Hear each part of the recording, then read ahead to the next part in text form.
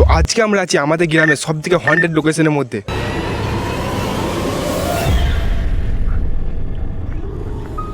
তো গ্রামের লোকেরা বলে যে এখানে রাত হলে নুপুরের আওয়াজ শোনা যায় আর তার সাথে হাসির আওয়াজ শোনা যায়।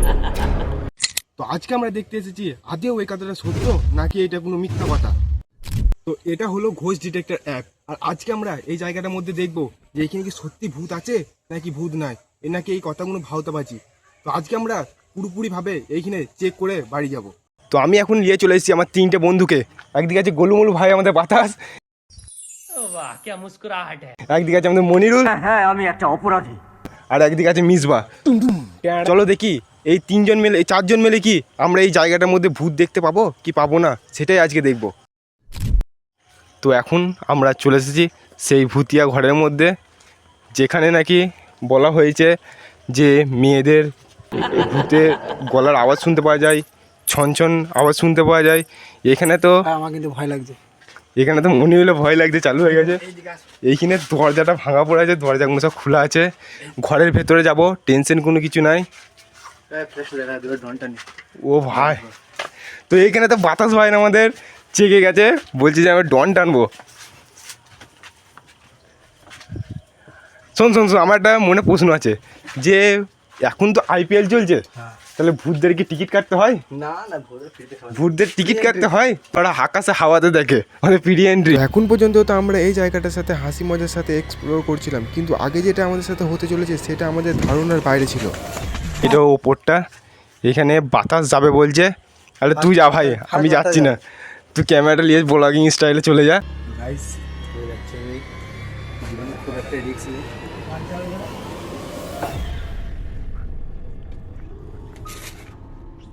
দেখতেই পাচ্ছ তোমরা, কিছুই নেই এখানে। গাইস এরা কেউ ভয়ে উঠতে পারে না, এখানে উপর থেকে ঘুরে চলে এলাম। এই যে 1 নম্বর ভিতু আমাদের এখানে।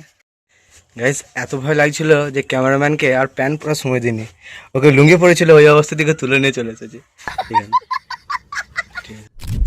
তো এখানে জায়গাটা মাটির ঘর আর পুরোপুরিভাবে বন্ধ।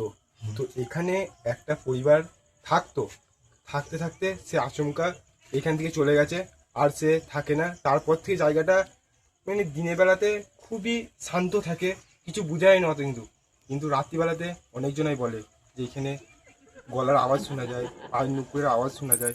এই জন্যে আমরা কিছু বন্ধু মিলে দেখতে এসেছি এটা কি গ্রামে কি ভুল কথা বলে নাকি এটা সত্যি হয়।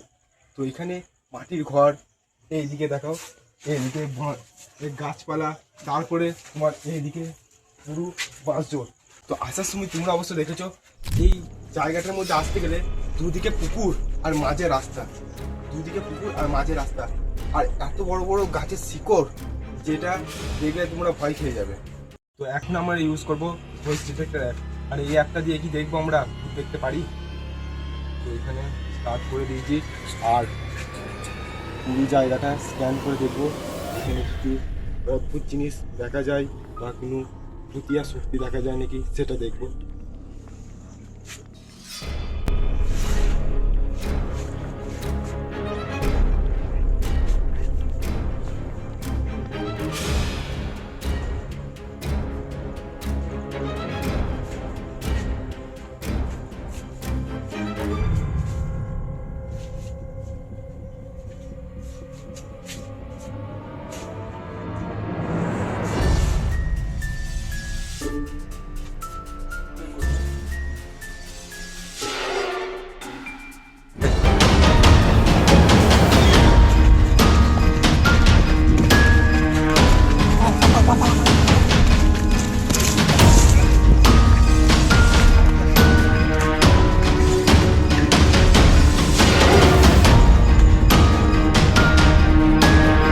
গাইস ওখানে একটা এমন জিনিস দেখতে পেয়েছি, মুখে কথা বলা বন্ধ হয়ে গেছিল, সবাই যে যা পেরেছে নিজের যান বাঁচিয়ে ছুটেছে এখানে।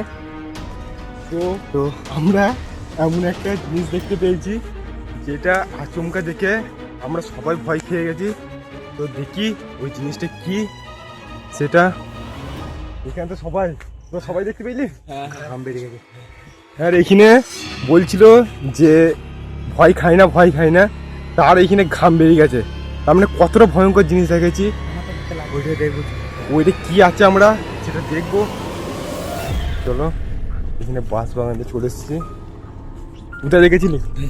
কোথায় দেখ না, কোথায় ওটা দেখে যাবো? ওটা কোথায় দেখেছিলে? ওইখানে আয় দেখাবে। চল প্রথমে চল।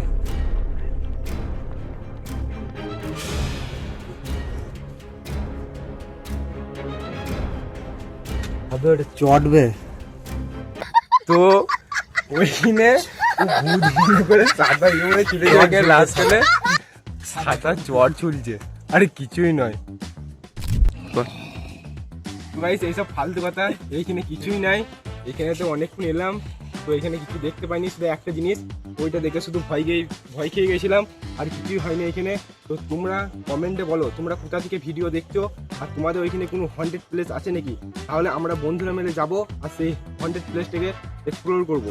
তো ভিডিওটা ভালো লাগলে ভিডিও লাইক করে চ্যানেলটিকে সাবস্ক্রাইব করে পাশে থেকো।